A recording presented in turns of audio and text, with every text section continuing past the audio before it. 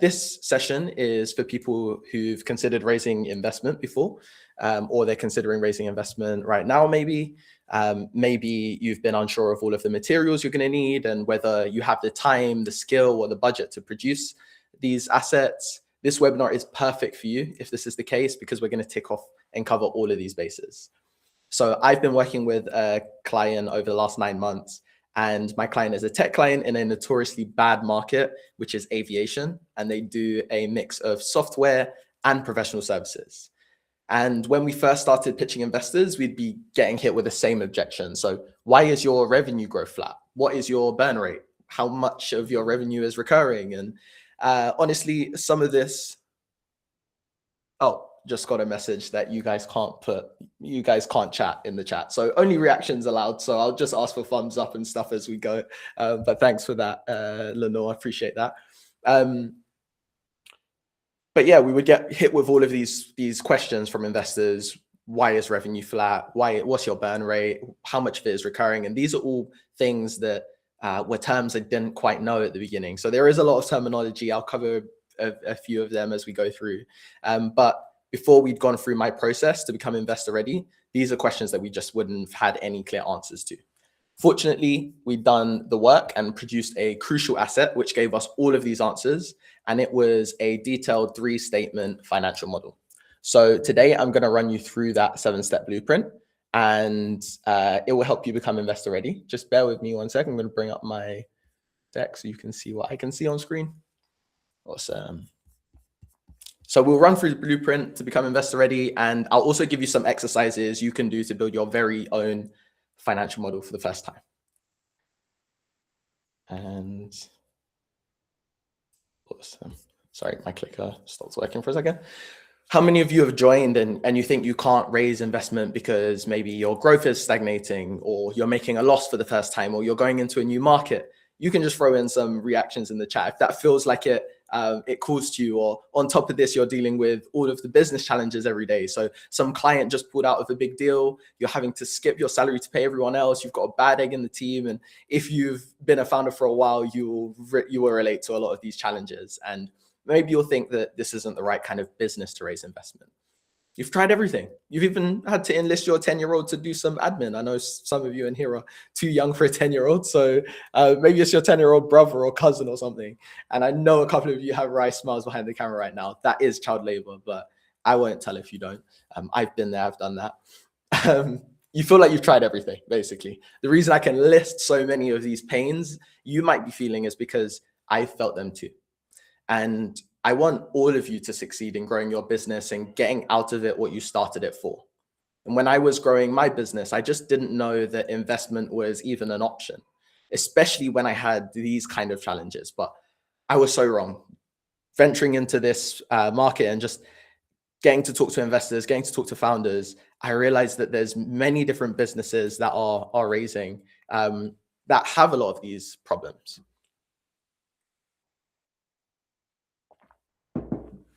So I'm Jemel Richards, and I'm not a veteran investor with decades of experience investing money.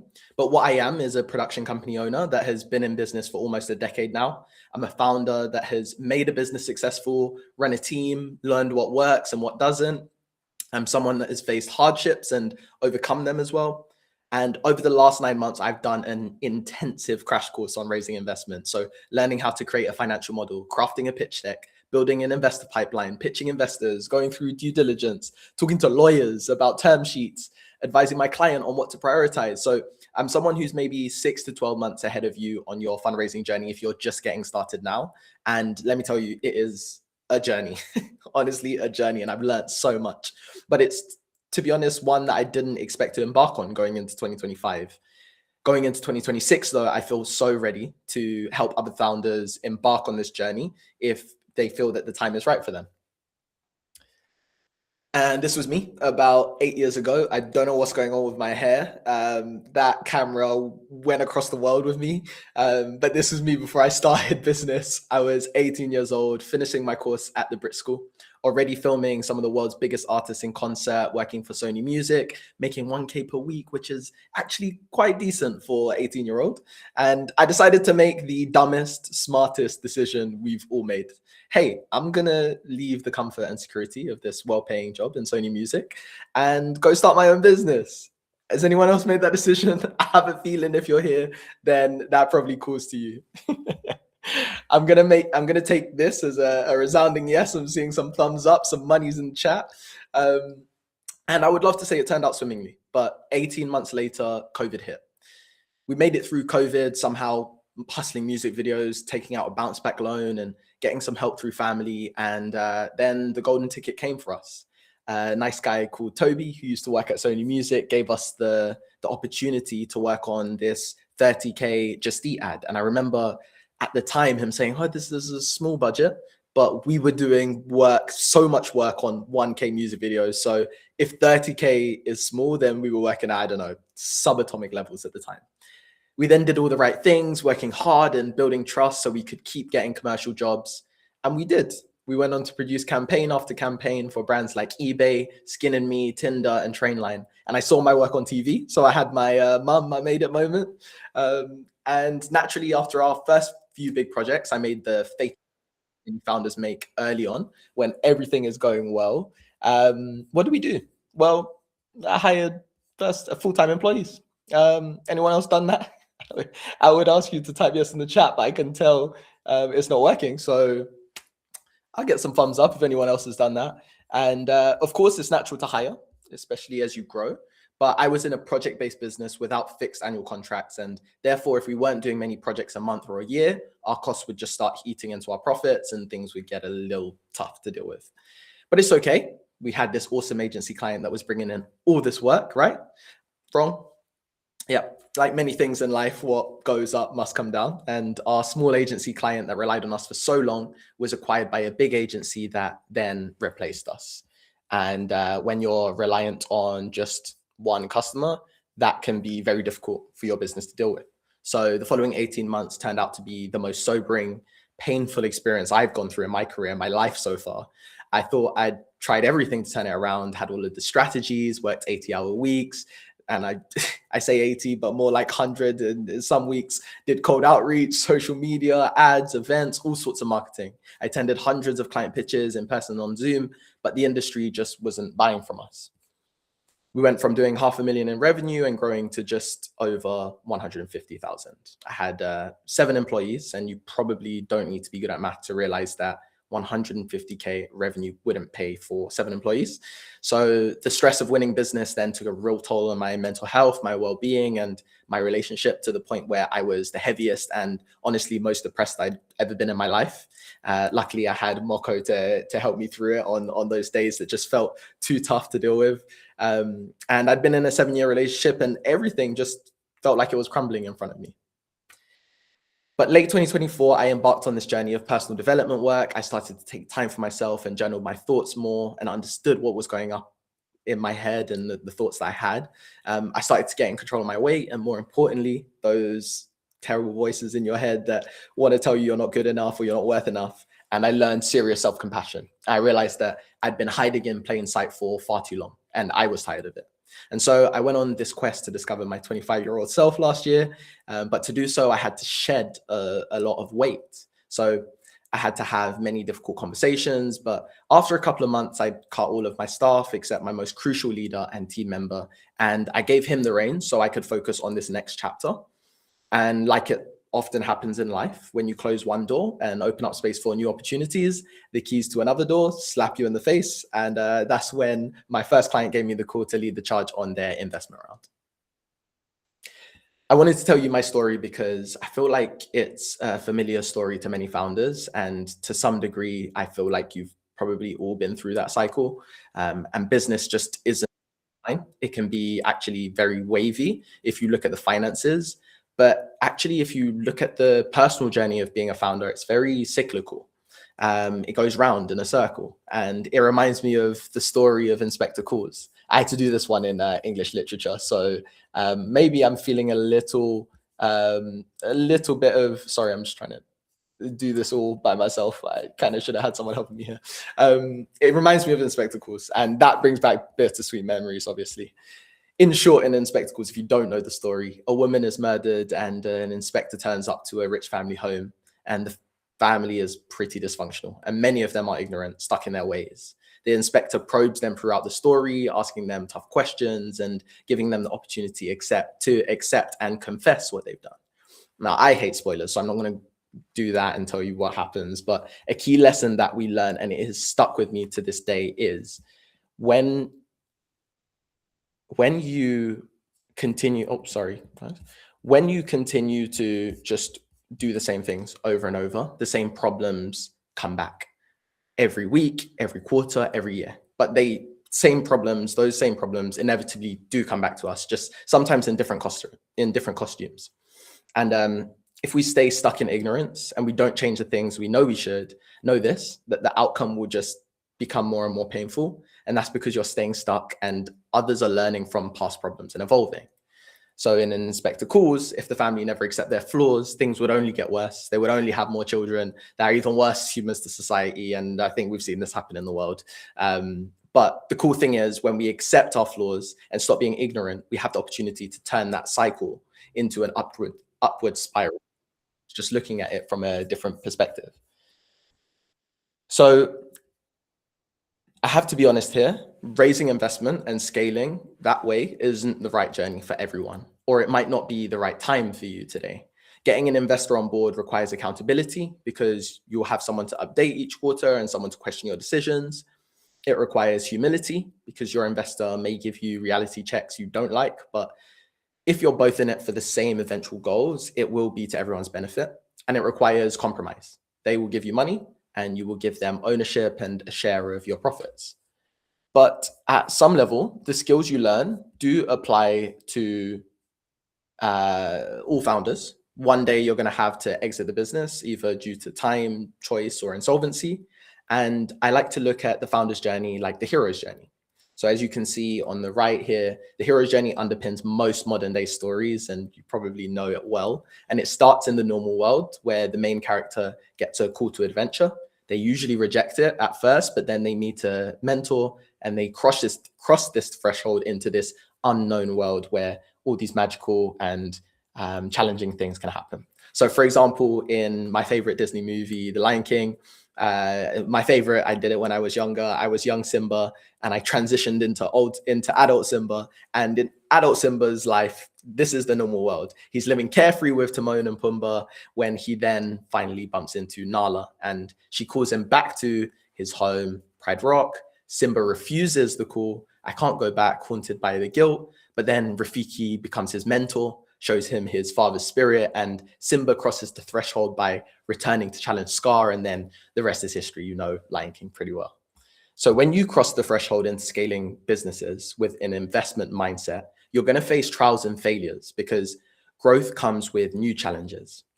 Maybe it won't be beating off the 3 hyenas like Simba, but you could be going from balancing cash flow each month to needing to invest a lot of cash effectively. And this will require you to grow new skills. You will face an existential crisis where you must let go of old habits that don't serve you. You may need to let go of people you love, but they don't advance the business towards its goals. And you will then learn something fundamental about yourself and how you do business, and you'll have a revelation.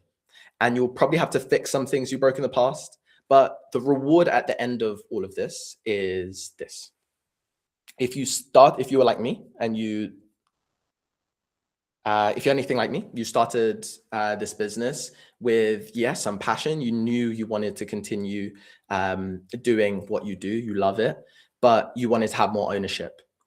But also maybe part of the decision was you wanted to have some level of wealth to share with your family because you want them to experience freedom, to live a good life and make a positive difference in this world.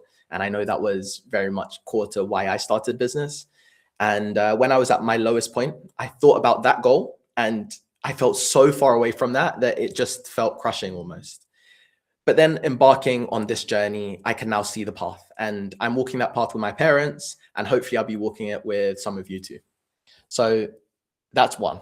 Secondly, you get this title that may seem insignificant at first to you, but it makes all the difference to investors. You get this title of being a founder who has successfully exited a business before. This is important to them, especially in the investment world, because the success rates of first-time founders versus serial founders is actually quite staggering. So according to Harvard Business School, previously successful founders, they're nearly twice as likely to succeed in their business venture compared to first-time founders.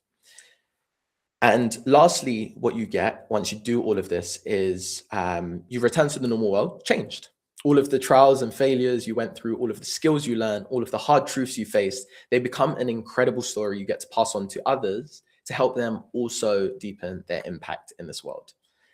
And it becomes easier to launch businesses and scale them, right?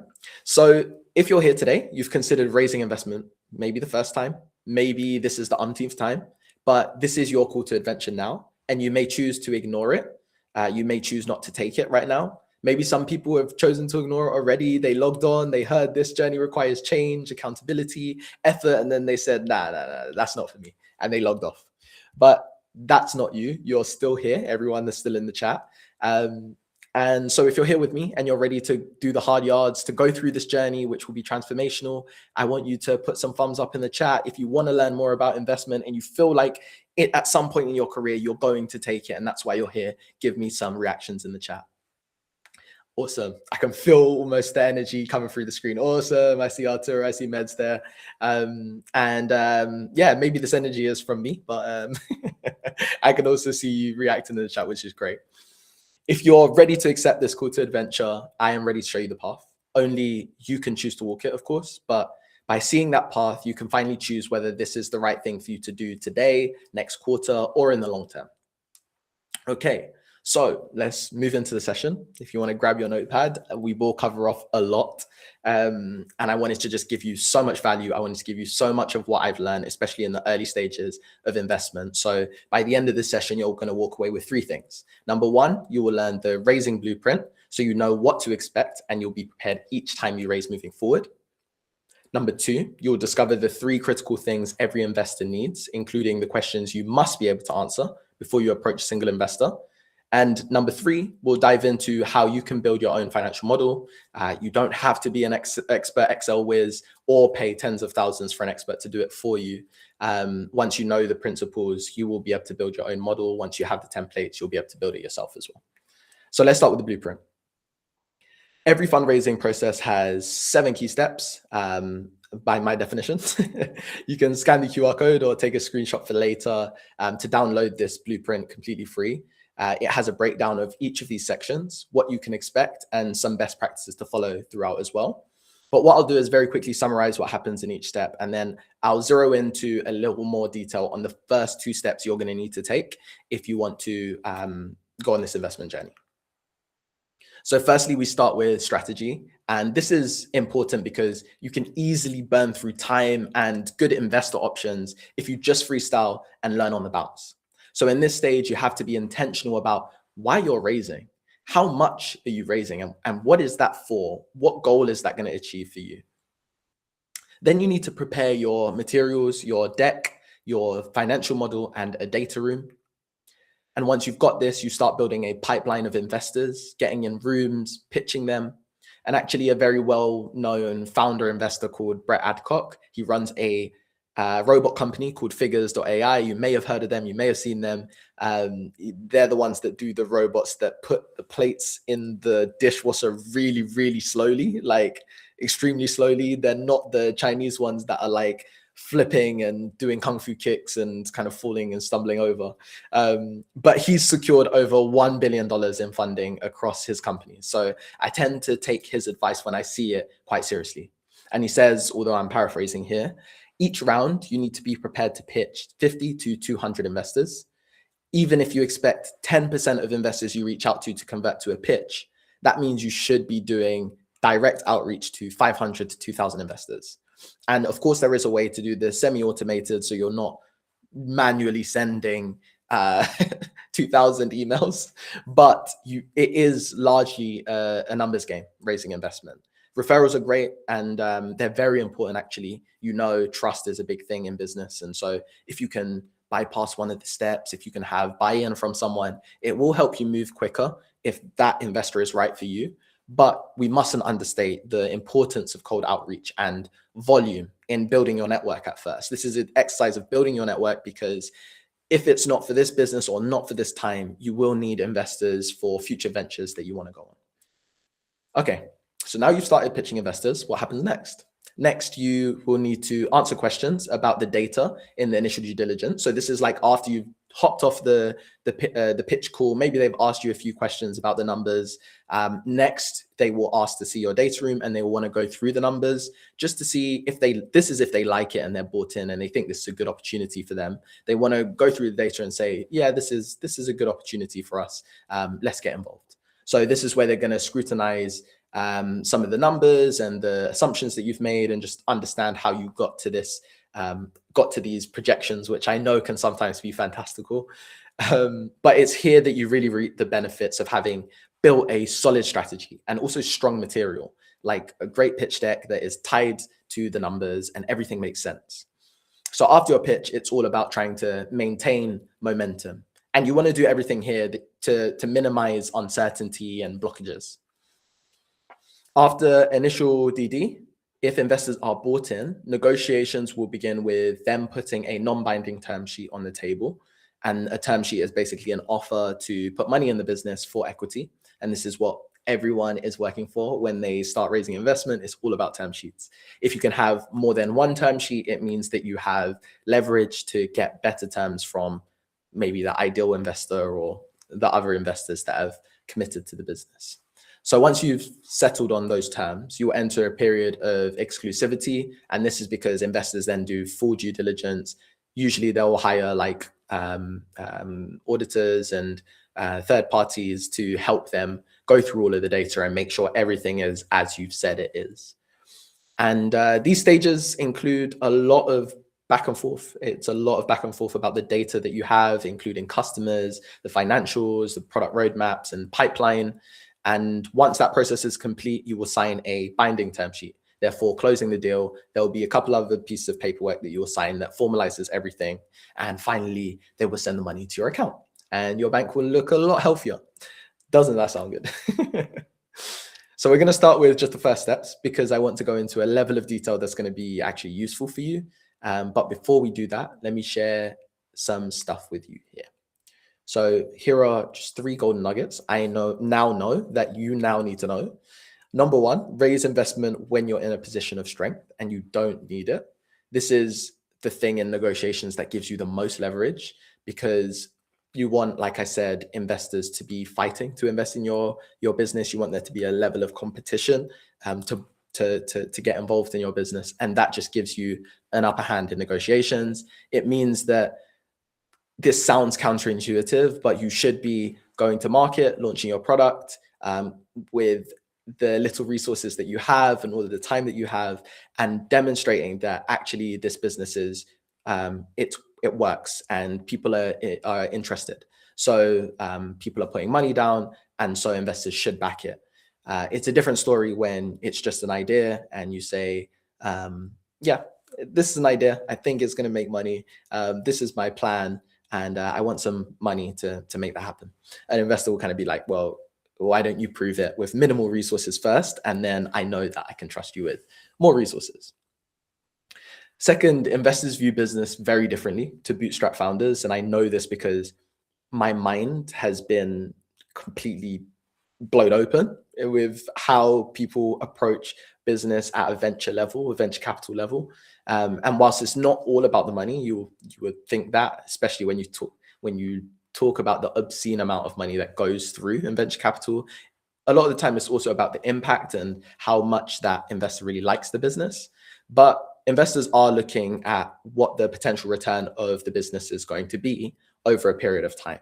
And that usually happens when you get other investors, maybe it's a large investment company or it's a bigger company in your industry, to buy you out of the business. That is when investors make money. That's when founders make most of their money. You want to time that right.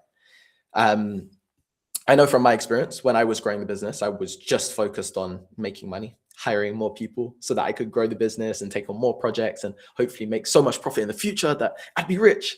But it didn't work out that way.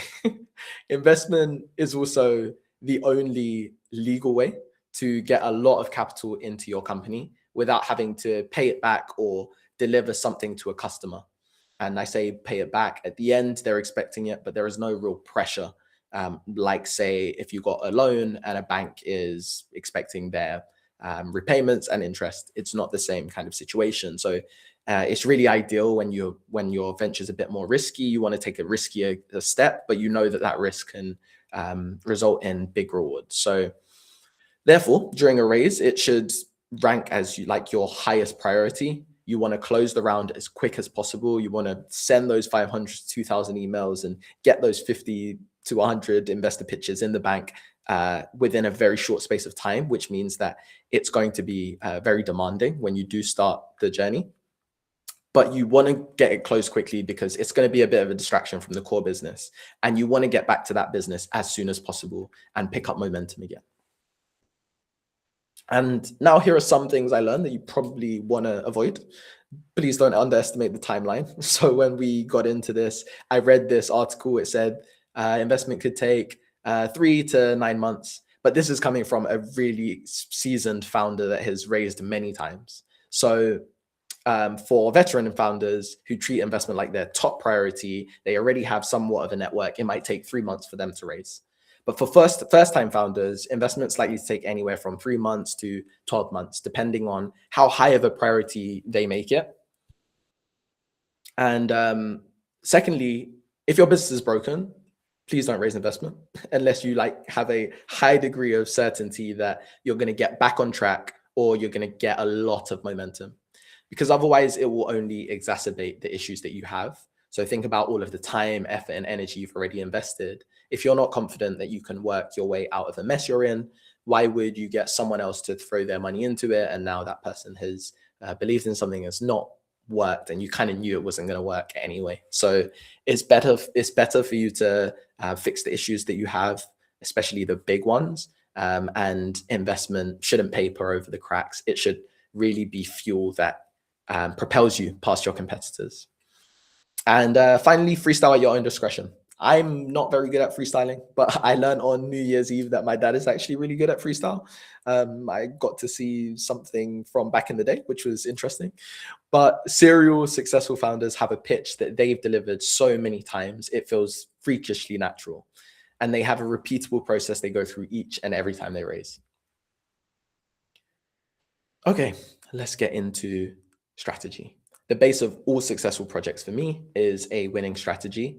And when it comes to investment, the strategy defines for you why you're raising, what the funds will be used for, how much you'll be raising, and also at what valuation.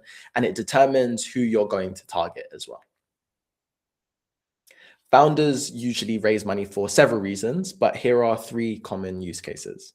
So the first one is they're running out of money because their business is generating revenue, but not enough to cover operating expenses. And this means they're burning through money month to month. But if the potential reward is large enough, investors will still back the business. They just want to see that your revenue is growing steep, and they want to know when you're breaking even. The second common use case is that they need money to launch a new product to clients who've already shown demand. So maybe that's what you're here for. Maybe you've got a new business idea or a new product that you want to launch, and you think once you've proven some movement that investors might want to get behind it. Maybe it's something to do with AI. Maybe you are the perfect founder to take it forward. This might be why you're raising investment. Sometimes you can get a deal in place with a client actually, but it requires you to invest in the product that you have to satisfy the client's needs. And this is especially true for software and enterprise software. So depending on client's position, they might be a big company. They might actually be interested in funding the product development if they get some sort of ownership or IP or favorable commercial terms at the end of it. So your client could actually be your first investor. And first-time founders often overlook that or think it's kind of weird that they would approach their client in that way. But this happens a lot in the software world, technology world. All of that applies really well to B2B businesses, but for B2C businesses, you really need to show that there is already a market of people who want the thing that you're building. And so a golden rule is really to start the business and the product from a place of a clear problem that many people face. rather than here's this thing that I think is cool and let me try and find some people that might have this problem. And number three, it might be that a major shareholder wants to exit the business. So sometimes circumstances can change and a founder or major shareholder wants to move on to something else, or they're not aligned to their vision anymore. And therefore they want to sell part of or all of their equity stake. And this can happen, for example, if the CEO takes the business in a different direction, or there's conflict at leadership level and you need to shake the business up a little bit. The reason, I mean, I would ask if there's any more reasons in the chat, but I know you guys can't put messages in, sadly, and that's my fault. Technology. I've never run one of these, so I'm going to fix that for next time. But maybe just have a think of any other reasons you might be raising investment, and let me know afterwards also if you're thinking about raising investment and it's not for one of those reasons, it's for something else. But I think it's safe to say that these reasons come in many different shades and sizes. But the reason why clarifying this is so important is because it can indicate what type of investor you should reach out to. So for example, if you're running out of money, you're talking a more high risk, high reward strategy. And this is the business model for VCs. This is what venture capitalists do. For these type of companies, you need to demonstrate that your product is growing fast and it can scale large if you get investment. And it's also important to show there's a clear road to future profitability.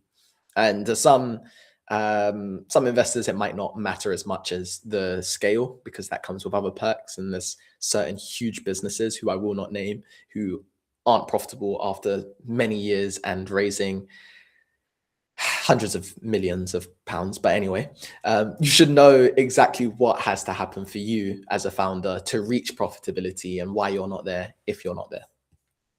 If you're launching a new product, maybe it complements the offering of another company that's in the industry but doesn't compete with you. And if they're well funded, they can invest in the product with you. And with this strategy, you want to show that there's already customer demand for the product. You need to be a bit more careful with terms. And obviously, when you get to that stage, your legal counsel can help you with that. But when you are getting into business with someone in your industry, you just need to be a bit more careful because of some of the terms that prevent you from taking investment from other people that you may want to sell to in the future. And if you have a shareholder exiting, maybe you want to look at family offices or angel investors or private equity firms. For them, they might be more interested in having a slice of the business if you can show them that it's consistently profitable, it has a succession plan, so it doesn't just rely on you, and if things don't work out for you, the business doesn't disintegrate. Okay, so we've spoken about the reasons why you might be raising investment. Now let's cover how much to raise. And yes, it does look like I'm doing mental gymnastics asking the same question 3 times, but it's for good reason. Bear with me. You can raise up to 100% of the value of the business, of course, and that would mean exiting the business. But I'm willing to bet that for the large majority of you, you're not ready to exit just yet, or the business isn't set up for it. So if you're selling between 50 to 90%, you're basically giving the investor majority control, meaning you no longer control your own business for major decisions like raising more funds or replacing a big shareholder. So that leaves you with minority stakes. So either you have a large minority or a smaller minority stake, and this is where most funding rounds happen. Investors usually invest for 0 to 20% in really early stage companies, and maybe if they're getting a bit larger, they want to get more influence, they invest more money on future rounds, and eventually they're going to take 20 to 50% by Series B, Series C. And series are just how many times you decide to raise. In the past, it used to only be a few, and now people are doing like Series H, I, J, K, L, M, N, O, P, which is crazy. Okay, how much do you want to raise? You can get to this answer by determining, number one, your exit goals. So what's the big payday you're working for? And this is something that I didn't really crystallize in my head when I started my business. I didn't know, I just knew that I loved what I was doing and I wanted to continue doing that, but I just wanted to have ownership over my work. But at the same time, I had this competing desire that I wanted this business to make me financially free, and I didn't know what that number was for me. So is it 5 million? Is it 10 million? 10 million? Is it 100 million that you want to make from this business that you're working from when you're kind of done working day to day in the business? If I remember back to the start of the process, it is actually really hard to say something that is actually realistic because you don't really know the benchmarks or the parameters that make it realistic. And the work that you do on the financial model will actually clarify this for you. So for your business, how much is realistic to raise, to make, depending on how much revenue you've been making over the past few years and how much revenue you expect to make moving forward. Number two, you might want to define how long you want to stay working in the business because it gives you time parameters, tells you I want to exit the business in 3 years or 5 years. And if I want to make 5 million, you know that there is an amount of revenue or profit that you need to make. And we'll go into that in a little more broken down so it's clearer to understand. But eventually you will want to step away from the day-to-day, and this timeline can determine how much you should raise this round. And number three, you want to know what is your business worth today and how much of that is going to be, or how much is that right now is your equity? Are you working with a co-founder? Because that means that the business needs to be a different size to if you're working by yourself and you want to make a certain exit. So let's map an example based on a random man named Joe. And we're really talking about defining our exit goals as a way to get to how much you want to raise. So this is Joe. This is Joe. Joe has this huge ambition. He runs a service business and he wants to exit the business in 5 years. And he wants to make 10 million from selling the business. Right now, he has 80% ownership because he decided to give his employees 20% of it because Joe is a good man. So Joe needs the business to be worth 10 million divided by 80%, which means the enterprise value, the value of his business, needs to be 12.5 million on exit. And you don't need to actually be really good at this math right now, but I just want you to understand the concept. So in Joe's industry, they look at a multiple of the net profit. So you can see this very shady looking investor on the right. They look at a multiple of net profit the company makes to give the enterprise value. So as a reminder, Joe wanted to make 10 million from the business. He wants his enterprise to be worth 12.5 million. For a good business, that doesn't have key man risk or doesn't rely on high customer concentration. So they don't have just one client, they have many clients. Those kind of businesses have been selling for a 14x multiple. And that means the business needs to be doing about 800,000 in EBITDA profit. This is net profit for Joe to make the return he wants. But Joe is only making 100K in EBITDA profit today. Therefore, his business is only worth 1.4 million. And that's why Joe's kind of scratching his head thinking, how do I close this gap? The problem is Joe's already feeling quite maxed out. He's doing as many sales calls as he has time for in the day, in between managing his people and back-to-back meetings. And Joe just wishes he could duplicate himself. How many of you feel like Joe? I know I felt like Joe. How many of you have then been burnt like Joe because you hired Brenda and you hoped Brenda would at least be decent because she sounded great in the interviews, but turns out after 4 months of paying Brenda out of your hard-earned profit, you realize Brenda is a bum. Yeah, sorry, but I know that came out a bit passionately. You can tell this has happened to me before, right? Back to Joe.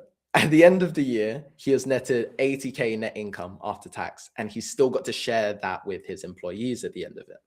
Joe starts to feel like he'd rather keep that money to pay for a holiday or put it towards his kids' university fund instead of reinvesting it in the business. He decides to keep 60K in the business as reserves and pays the rest in dividends. Great job, Joe. You earned yourself another 15K on top of the minimum salary you pay yourself. Now, I want to call Joe a bit of a loser because his business isn't growing at the rate that he needs it to be, but that wouldn't be very kind at all with it. So I won't do that. But the reality is Joe is actually losing out on his dreams each year he does this. Where the hell is this story going, Jemel? I know that's probably what you're thinking behind your screen right now. Well, now you know Joe can only afford to put 60K back into the business. It's unlikely Joe can then hire a really good salesperson to increase his revenue to the level he needs to make his exit. And it's unlikely he can also invest enough money into advertising as well to be the leader in the space. And it's also unlikely he'll be able to make this awesome AI platform that would then differentiate him in the market and allow him to charge superior prices. Poor Joe. So what is Joe to do? How is he going to close this gap and turn his 100K profit into 800K profit so he can eventually exit his business? Well,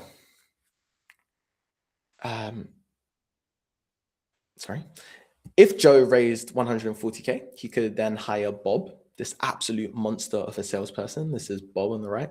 And he will double his revenue. And he could also build an MVP, a minimum viable product for that platform, that AI platform he wants to do. But it would mean giving up some of the business. So if we look at, it would mean that Joe would have to raise, let's say 140K at his 1.4 million enterprise value. The way that you work out how much ownership he's going to have to give up is you add the money he's going to raise to the enterprise value it is today. And that gives you the post-money valuation. EV is enterprise value, that's business valuation. And eventually, effectively, all of this dilutes Joe by 9.1%. So for Joe to realize his exit now, he needs the business to be worth 14 million instead of 12.5 million, since he owns 71% of the business instead of 80% of the business. And therefore, he needs to generate 1 million in profit instead of 800,000, because we spoke about the multiples, right? 12 months later, Bob turns out to be exactly who Joe needed him to be. He was that guy. And with Bob's help, they quadrupled the revenue from 500K to 2 million. And the business is now worth 5.6 million. So Joe is happy, Bob is happy-ish, and the investor is happy. The business has grown in value. The end. I will do another session on this math, so no worries if some of it is not landing right now, but I just want you to understand the concept that if you raise money, you can invest in things that make you more money. You will then be diluted. So when you want to sell the business, you will have to sell it for a higher amount. You will have to see more growth to make it happen. So for you to make the money you want when you sell the business, you have to make the business worth more each time you raise. In other words, very short, growth has to follow investment. And that's why I said earlier, don't raise if your business is broken, because it's just going to make the problem worse. Because if you're raising, it's because you're going to be growing. Okay, what about Sally? Unlike Joe, Sally is also a fictional character, and Sally is unfortunately going to make a loss in the next year. So Sally didn't actually know this until she worked with us to build a financial model, projecting based on the business she can expect to win and the client she's losing. But now Sally knows she's going to make a 1 million loss in the next year. She knows how much money she is going to be losing each month. For ease, just using averages, Sally is going to be losing, or what they call burning, 85K per month. That means she needs to spend 5K, sorry, not that means, she also needs to spend 5K a month on a new salesperson like Joe, and she needs to spend 10K per month to evolve her software into AI. So overall, Sally needs to be burning 100K per month to win new customers that make her profitable again. If Sally's sales cycle in her industry is 18 months, she wants to raise 18 months of runway. And sorry, I just give you a bit of on-screen graphics so you can actually see what I mean. If she wants to raise, if she wants to survive 18 months and she has 18 months of runway, then 18 times the 100,000 is 1.8 million that Sally would need to raise. And her business is making 2 million in recurring revenue. So instead of a net profit multiple like Joe, so earlier we talked about Joe making 800,000 EBITDA profit and the investor giving him a 14x multiple, in Sally's industry, they look at a multiple of recurring revenue. So she runs a software company and she has subscription clients. So instead of looking at net profit, they look at 4x multiple for risky tech businesses like Sally, as an example. So Sally's business, based on this math, is worth 8 million to investors, and raising 2 million would dilute Sally by 20%. So I've given you two examples of how you might calculate the amount you should raise. Example A focused on Joe and his desired exit. That's one way to think about it. And example B was Sally, focused on cash runway. And this is more applicable to maybe businesses that are bootstrapped, that have been running for a while, and maybe they're going to go through a tough patch. So Since some of you are figuring out whether now is the right time to raise investment, I want you to take this away, do this as homework. If you're breaking even or losing money, calculate your runway, factoring in the investments you still need to make. And or if you're profitable, think about the desired exit that you have. When do you want to step away from doing the day to day, and what is the payoff that you want at the end of that? So you will take your desired exit goals and your current enterprise value based on your multiple. Just use a 14x multiple, and that will tell you the net profit target that you're working towards at the end of this this journey. And both of these are crucial to your investment strategy. Now, if you're wondering why we just did like a load of math, when I told you wouldn't have to be that good at math, it's because once you know the key things to work out, the math becomes very easy. And I'd suggest brushing up on this bit of the math because it's going to serve you well throughout the process and also in your career. Okay, you've been given the blueprint, which reveals the entire process. Now you've understood what it means to build a fundraising strategy. So what material do you actually need to produce? I'd like to start with the financial model because in many ways, it actually determines the story that you tell in your pitch deck. So for example, if you've been making small profits and you then project large profits, you know that your story needs to show how you intend to do that, how you intend to get there. One of the biggest levers for this is for increasing profit is increasing your price. And therefore, if your story is about increasing profit, you might be telling the story of increasing your price by going into a new market or developing a new product. And that's the through line when you get to pitching, when you get to creating your pitch deck. So you see how this all ties together now, right? Your financial model will include 3 key statements. Your profit and loss or income statement, showing how much profit or loss you're making each year, where you're spending money. Your cash flow summary, which is where your runway calculation lives. It shows the relationship between the profit and loss you're making and the cash. And your balance sheet, which shows the assets that you have versus liabilities, long-term and short-term debt, retained earnings. So these are all things that an investor will look at on your balance sheet and go, oh, okay, so they actually spend a lot of time on R&D, research and development, to make new software tools, which means that they have assets, and of course they're depreciating, they're losing value, but they continue to build assets, which is important. Or if you have physical space, maybe you're buying property, you now have assets once that is paid off, or you have liabilities if you have a mortgage, la-di-da-di-da. These are important for an investor to go, okay, assets versus liabilities. Can they afford to manage the liabilities that they have if I put money into the business? And are they continuing to grow the worth of the company? So I'm just going to focus mainly on cash and income. That's the first, like the pillars of your financial model. Your financial model is your projections after all. So you want to see how much profit and cash you're going to be making. And usually investors will ask for 2 or 3 years back and 2 or 3 years forward in the projections. The work we're going to do just shows you how we're going to build those forward-looking projections as accurately as possible. So we're going to go into some more concepts of unit economics and how you look at pricing yourself and making money a bit differently. So you may have heard of this popular saying, whenever you get to like projecting things, you may have heard of garbage in, garbage out. And very simply, if you don't at least base your assumptions in some sort of grounded logic, the financial model then just becomes a useless tool.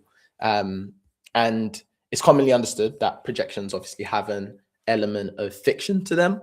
After all, it's pretty impossible to tell the future unless you've figured out the answer and you want to share that with me. But what investors will be looking at are patterns between key metrics and making sure you really understand how the financial profile of the business will scale. So how we build good forward-looking financial model is by making assumptions grounded in logic in 3 key areas: your revenue, your cost, and then also your financing and other non-operating factors. The bootstrap founder's view of revenue and my view of revenue was very simply how much I charge times by the number of sales I make. And obviously this may change depending on if I'm doing a project-based business. Each project I'm charging a little differently, and number of sales I'm making changes from month to month. But essentially, if we want to make more revenue, we usually focus on the things that increase our sales volume, like spending more on advertising, hiring more salespeople, lowering price so we can win more deals. But how do we know when we actually get to the perfect price point for our particular service or business? After all, we do want the number of customers who buy to perfectly balance our available resources and still have enough profit at the end of it for it all to be worth it, right? So the 3 revenue drivers we'll use as key inputs into our financial model are unit economics, retention, and growth. Firstly, unit economics tell us how well the business can acquire and service customers. For example, a ratio that investors look at and founders should know very well is your lifetime value to your cost of acquiring customers. So it's called LTV to CAC. LTV is customer lifetime value, which in other words is how much a customer spends with you in total over time. And your CAC is your cost to acquire new customers, which is pretty much sales and marketing. Put simply, the LTV to CAC tells you how many pounds you get from a customer for every pound you put into sales and marketing to acquire them. For example, if you spend £1,000 to acquire a customer and they go on to spend £10,000 with you, your LTV to CAC would be 10 to 1, which if I asked you, would you put 1,000 into anything and you're going to get 10,000 back out? You'd probably go, what's the catch? And that's the kind of profile that you're trying to build with your business. The businesses with a higher ratio can afford to spend more money to acquire more customers, and therefore they can beat the competition, which is why sometimes it feels really unfair when you're a smaller company in a bigger market, because the big companies can afford to spend 10 times the amount that you spend. However, if you can improve your LTV to CAC ratio, so you make more from customers, from spending less on customers, that's the way that you start to close the gap with your competitors. You start to make a lot more sales. Depending on the level of automation in your business, you might be asking like, well, what is a good LTV to CAC ratio for my business? It really depends on how much automation you have. So if you have a business where you rely on a lot of people to get customers or generate leads, then convert those customers to sales and then deliver, if it all requires a lot of human interaction, then you really want a high LTV to CAC, and 12 to 1 would be probably a good place to be aiming. If your business automates lead generation or sales conversion or delivery, then a lower LTV to CAC ratio is fine. So a lot of like software SaaS businesses where you just go on the website, you can just, you need this tool, you put in your email, you sign up, you pay your £15 a month. That's really low human interaction needed throughout. And so they usually say the golden standard is LTV to CAC of 3 to 1.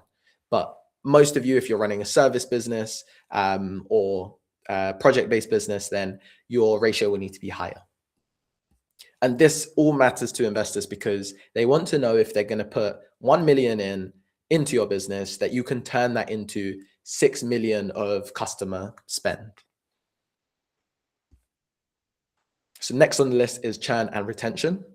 And here, the key metric investors look at when it comes to retention is net revenue retention. And it tells you the percentage of recurring revenue a customer spends with you over time. So for example, in a tech company, it tells you how many people subscribe to standard and then upgrade to premium. And if more people upgrade from standard to premium than those who downgrade from premium to standard, then your retention will be higher than 100%. And this is a good sign for investors. Investors want to know how many customers are leaving you as well in total from year to year. So this is called logo churn. When you see the word churn, it means how many people are leaving you. So if, for example, you have 100 customers this year, but next year only 80 of those customers stay, then you have 20% logo churn.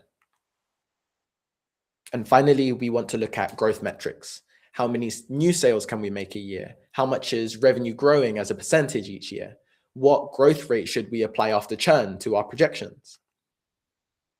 And making assumptions in all of these will add new sales projections to your financial model. Then you want to have all of the deals that you're talking, all of the deals you have in your pipeline right now that are very advanced and maybe almost converted, they should be layered on top. And then you layer on top of that your existing customers. So you already have some customers. You want to assume some churn and some retention there, knowing that not all customers are going to stay with you, but some customers are going to grow. So you need some kind of percentage to factor in that fact. And then once you've done this for all of the revenue streams you have, if you have multiple types of revenue, so for example, if you have SaaS or subscription revenue, and you also have professional services because you do projects with a client, for example, you want to make sure that all of those revenue streams have gone through new sales projections, of course, if there's any pipeline, and then existing customers as well. And that will give you the revenue part of your projections. Okay, next up is costs. But before we dive into costs, it's important to establish how investors will evaluate this all. So here's how an income statement will be broken down. An income statement I spoke about a little bit earlier when I showed you the three things you need. You need a cash flow summary, you need an income statement, you need a balance sheet. Your income statement, you might know as a profit and loss statement.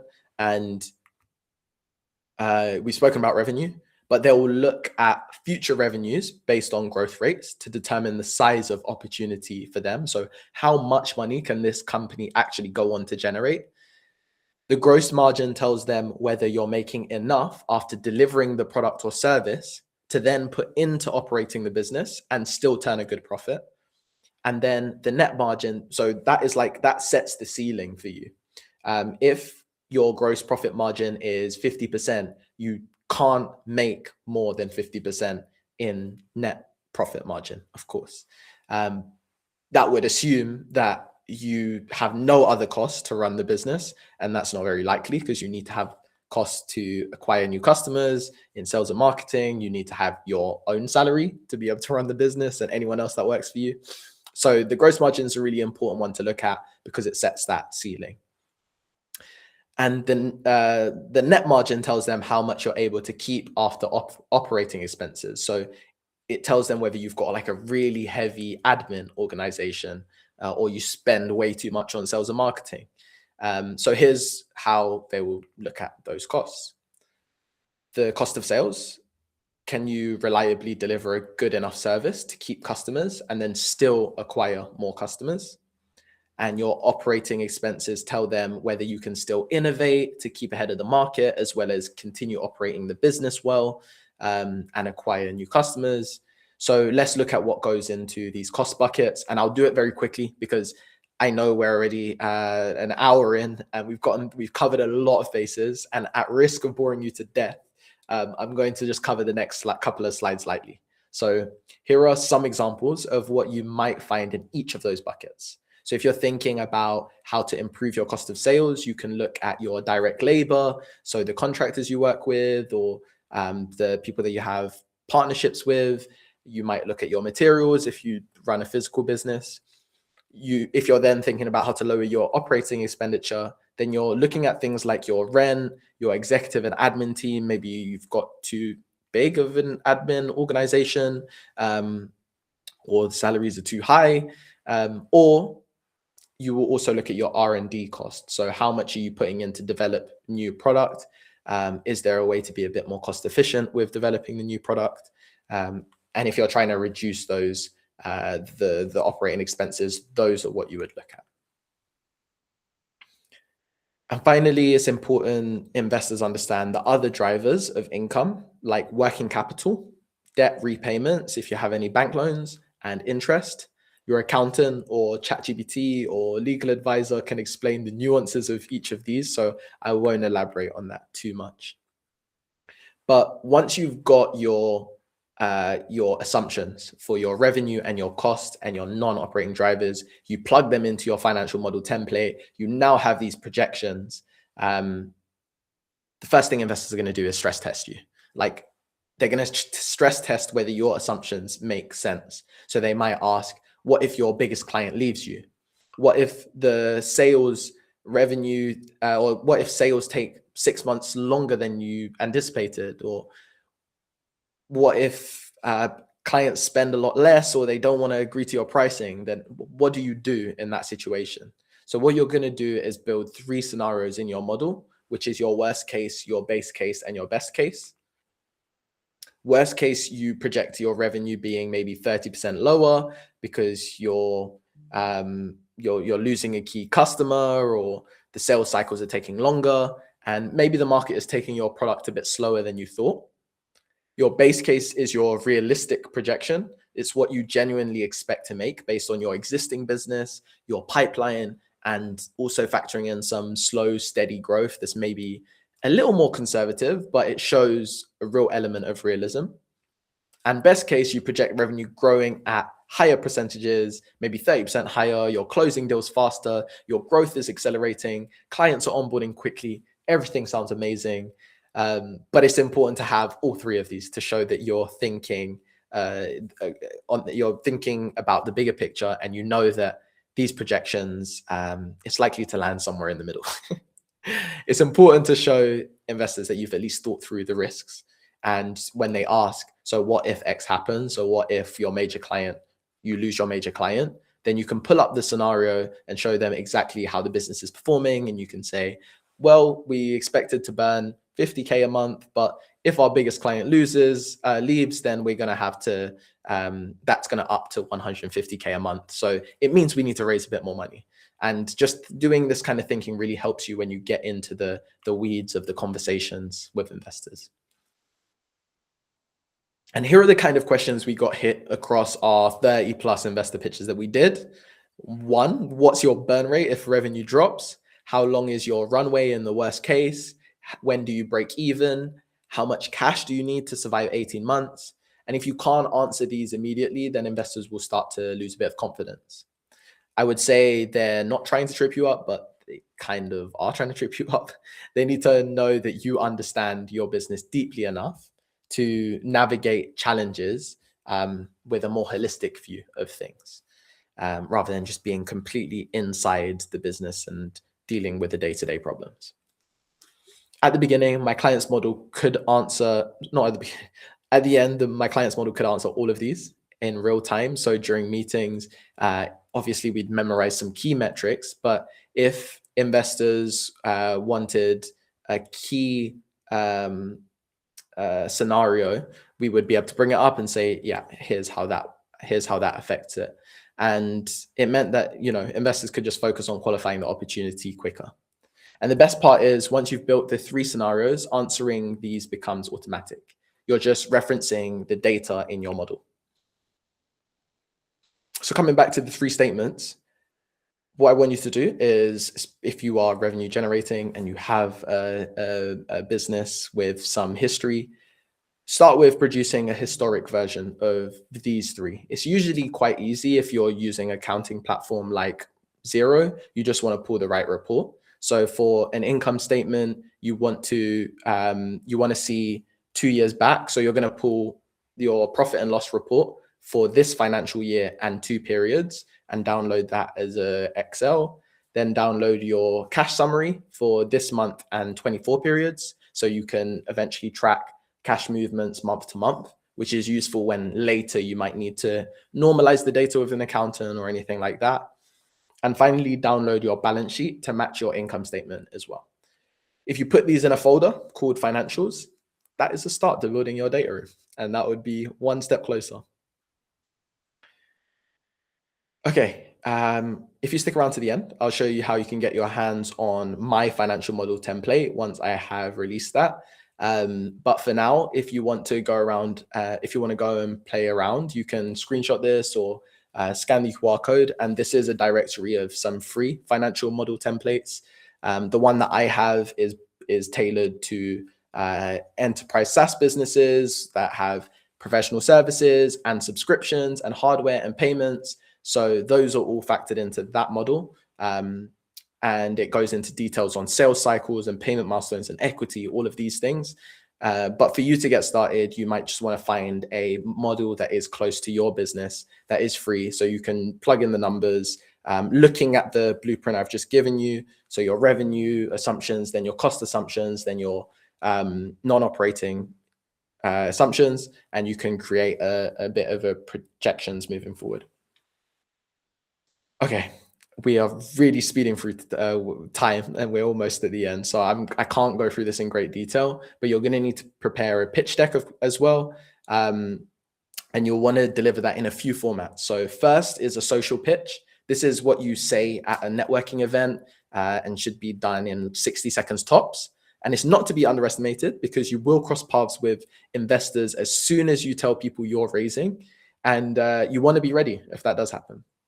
Second, you need a teaser deck. This is a 5 to 8 slide pitch deck. You can send in email, or maybe if you bump into an investor, you can pull it up and show them through it. And third, you'll need your full pitch deck, which should be 10 to 15 slides for a 30-minute pitch meeting.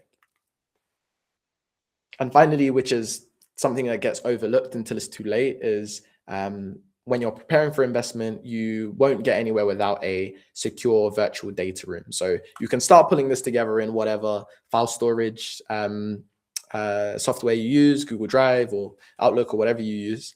But eventually you'll want to put this into the cheapest one I found is DocSend, and it has all of the features you need. But it will go into a particular software where you can manage access. You can have a view of what investors are looking at, for how long, and that kind of thing.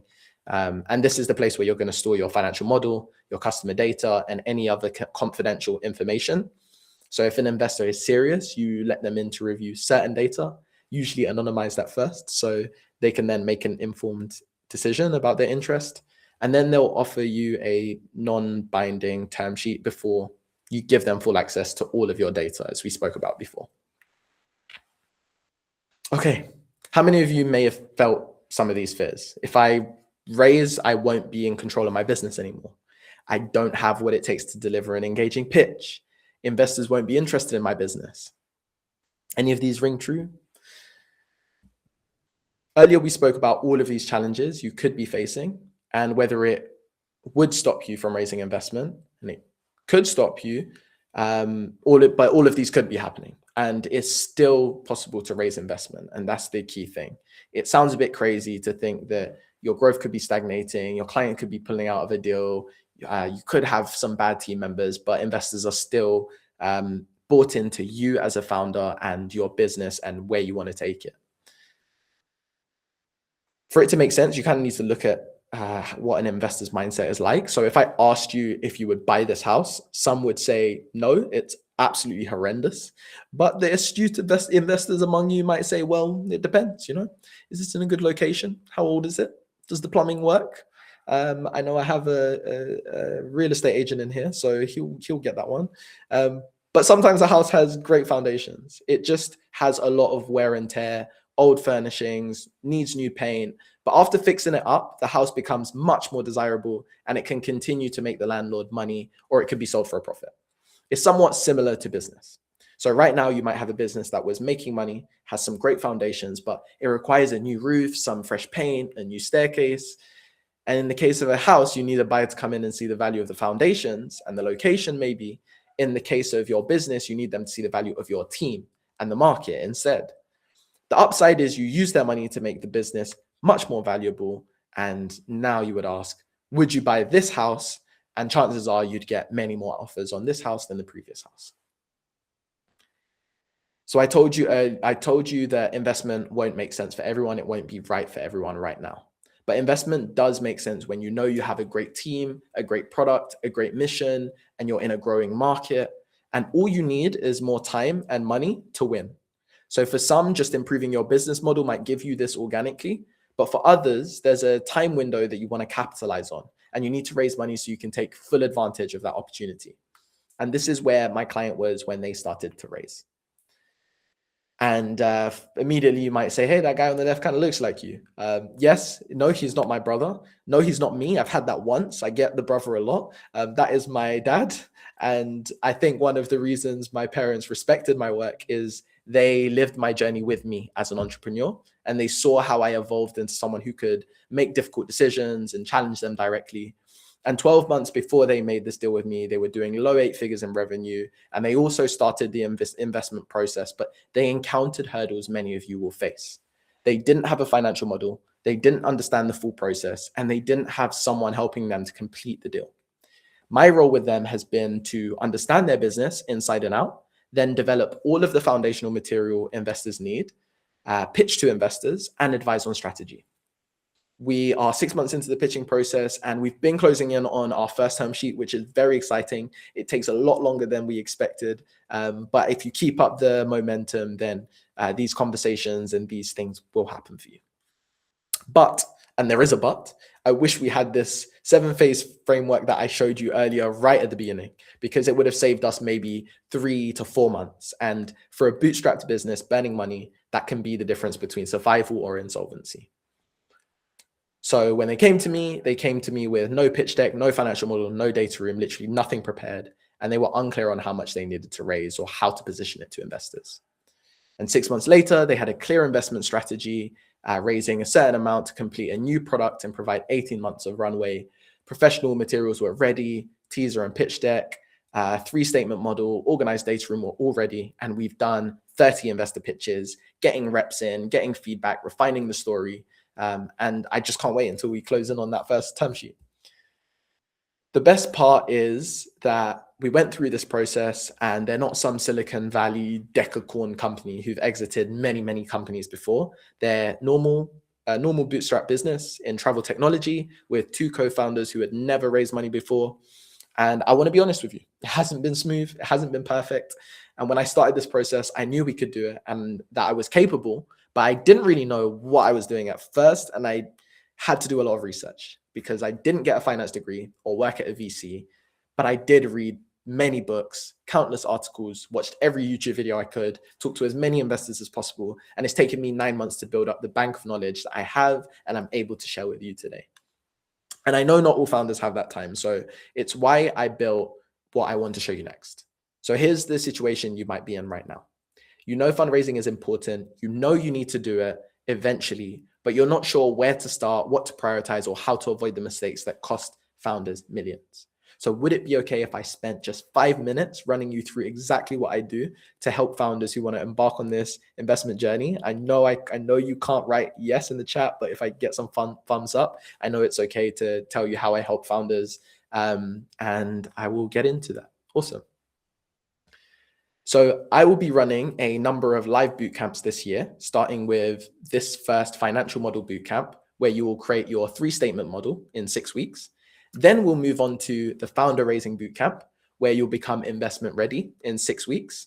And then I'll be doing a very special bootcamp for the newer founders who want to launch a new product and prove traction before exploring investment. So here's what we would be covering in the financial model bootcamp. And if you're one of the 5 founders that will be joining me starting on February the 23rd, then module 1 will map out your revenue model and determine the unit economics that scale your business. Module 2 will focus on the cost drivers and model the cost assumptions for today, as well as across your 3 scenarios. Module 3 will analyze cash and see how you can improve trends and identify the levers that are going to improve your cash overall. Module 4 will estimate your valuation based on discounted cash flows of the 3 scenarios. And module 5 will solidify the ask and highlight where the funding is going to be deployed. And across the whole program, you'll get exercises and templates so you can build your financial model as you learn each section. And by the end of it, you should have a fully investor-ready financial model. So to recap, you will get 5 live sessions with me, 1.5 hours each. You will have an investor-ready financial model in 6 weeks. I do really small cohorts so we can hold weekly office hours where you can ask questions and get advice on fundraising from me. I will always provide honest guidance. I will bring in people from my network, the investors I've met with and the advisors I've met with, and you'll get tailored one-to-one feedback along the way. The financial model templates I will also share with you, and they've been vetted by real investors. I will share a Q&A vault with real investor questions and answers that I prepared during the process. Plus, you will get your model reviewed by a certified accountant that I work with, and you'll have access to a community of founders that I'm building. How does that sound? I usually charge £10,000 per month to do this one-to-one, but I'm delivering this bootcamp to a group of 5 founders so that I have a more cost-effective way to deliver the same value. I know how hard it is to make further expenses or any expenses when you're right at the beginning. So I'm always willing to have a conversation. But not that everything isn't going amazing in business all of the time, and I understand it's hard. So I don't want that to be a reason that you're excluded. If you feel like this is really for you, then let's have a conversation. But as well as everything,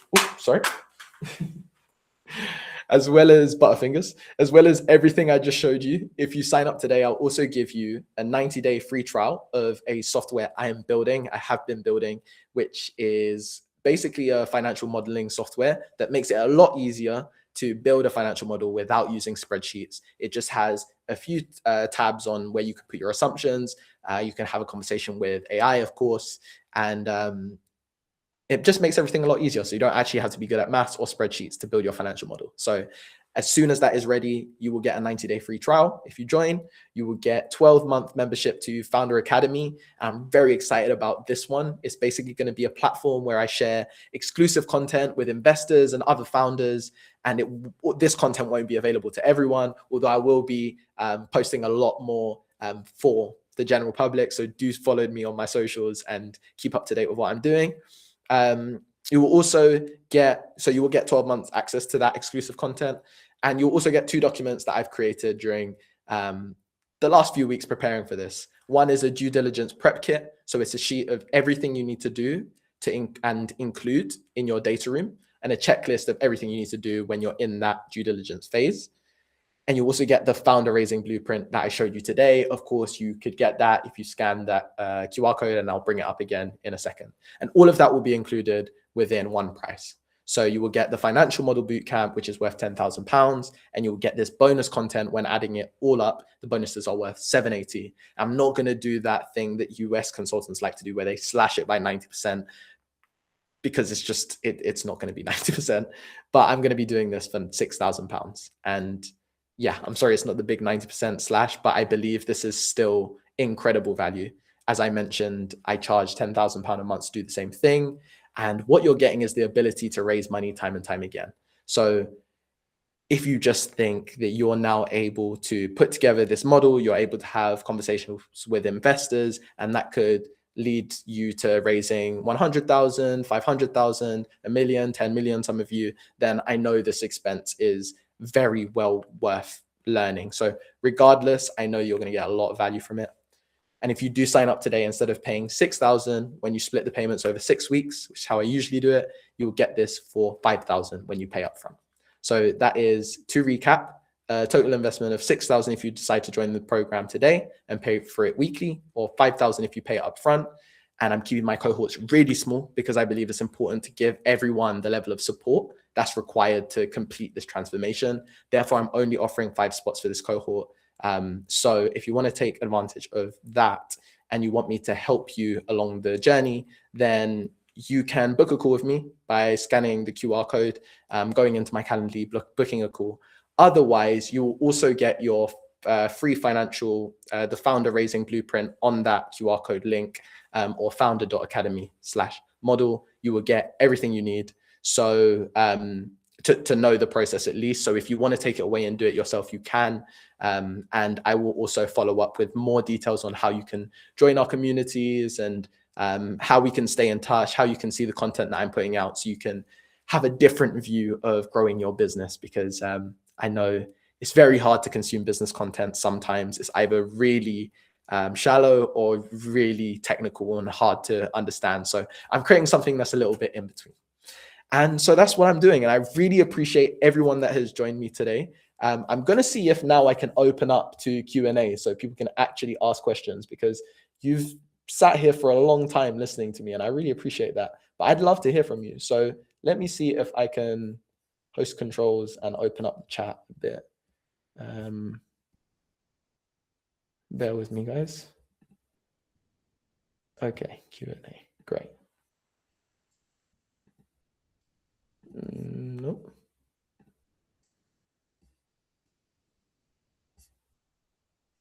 No, I don't seem to be able to.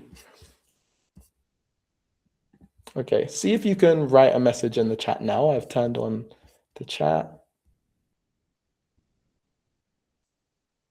And if not, I will follow up with you all so you can ask me questions over email. I can make some videos for you, send it to you. But see if you can ask in the chat right now. I will need to fix this for next time. I'm not sure what's going on. Oh, it's not working. Okay. Well, that's a shame. That's a shame. Bear with me.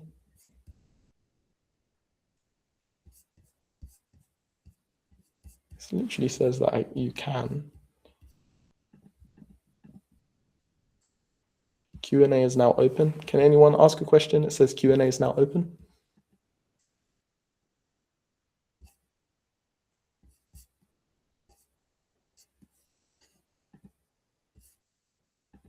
Ah, great. It is working. Now it works. Cool. Thanks, Arturo. If you do have any questions about anything on the investment process, please put it in. Anything on a financial model, anything we've covered off today. I'd love to hear from you because I've been speaking so much and I hope I've delivered a lot of value to you all. But I think I can deliver more value if I can answer your actual questions. So I'm going to stick around now for like 5 minutes, maybe 10 minutes. If you want to ask any questions, just the chat is open.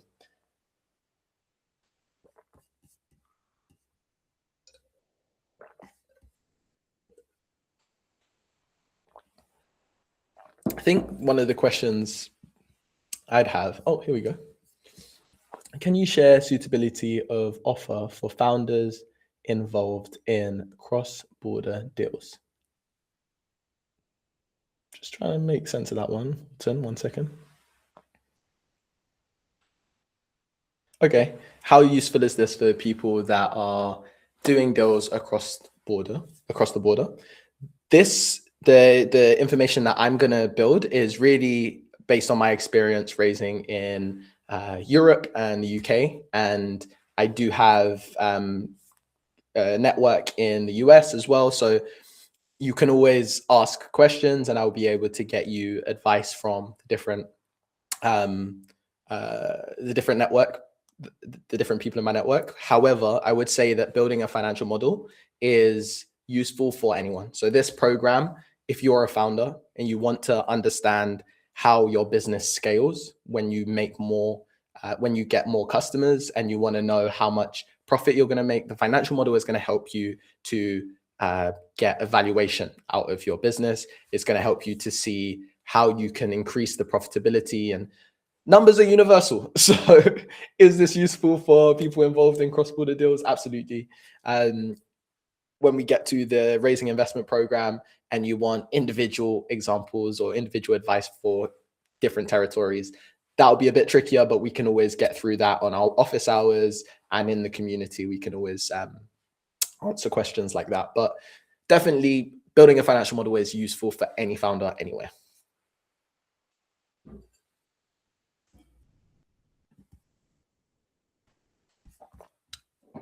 Thank you. Thank you, Charlie. Thank you for joining. Really appreciate it.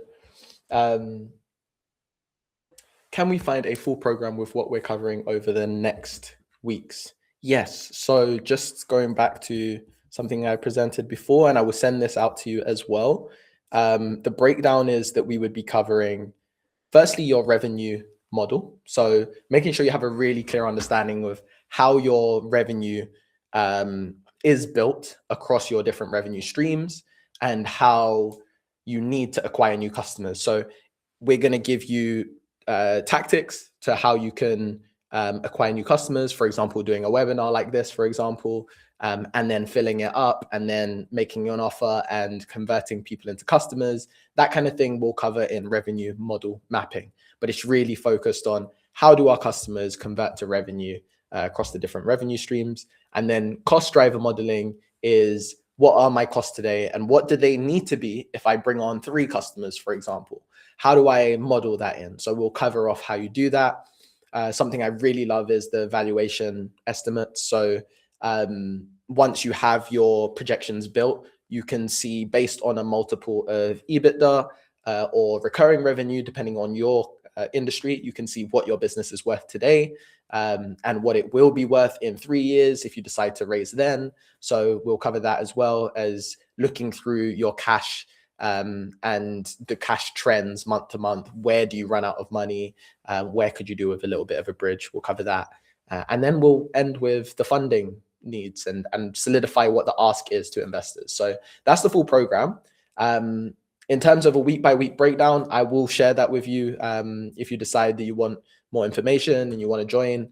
But we will be starting the first cohort on the 23rd of February. So it's not an immediate start. It's in a month's time. And that's just to make sure that I've got all of the founders' queries answered before we get into it. And we have it well prepared before we kick off with the first cohort. So I hope that answered your question, Arturo.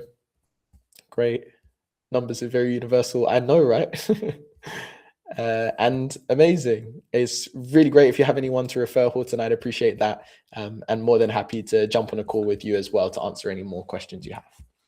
Okay, if I have no more questions in the chat, if anyone has anything else, I know I have some people from the creative industry, so maybe you might be thinking what I was thinking, which is, do businesses in the creative industry need this as well? And I would say my experience is yes.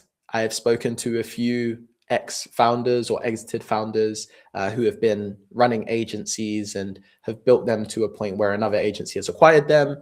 But it just does require a different way of looking at your business. If I continued building Hero in the same direction with the same revenue model, then it would not have had the recurring revenue base that a bigger client might want. You really want to show bigger clients the kind of customers that you have, and they may buy your business just to get access to the customers that you have. So it's translatable to the creative industry, technology. Of course, this is the space that I've just been in for 9 months. Before that, creative, I was in that. So these are two spaces I really love, but it applies to all industries. And just gonna double check that there's no more questions. There are no more questions, so I'm gonna wrap it up here. If you do have any more questions, you can email me at jemel@founder.academy. Ask me any questions you have. I'm more than happy to answer. If you do want to book, if you do want to join the program, or you have someone who wants to join the program, take that link, founder.academy/model, send it to them, scan the QR code, whatever is the way you want to do it. But you'll be able to book a call with me, and we can go through signing you up. I've only got space for 5 founders, so move quickly if it's something that you really want. But I really appreciate your time today. I know it's very hard coming to the end of the day, and I hope you have a wonderful weekend coming up. It's Thursday night. Most people go a bit crazy. Don't go too crazy because you probably got work in the morning. So I'll just end on that one. Thank you so much for joining. And yeah, appreciate you. All the best.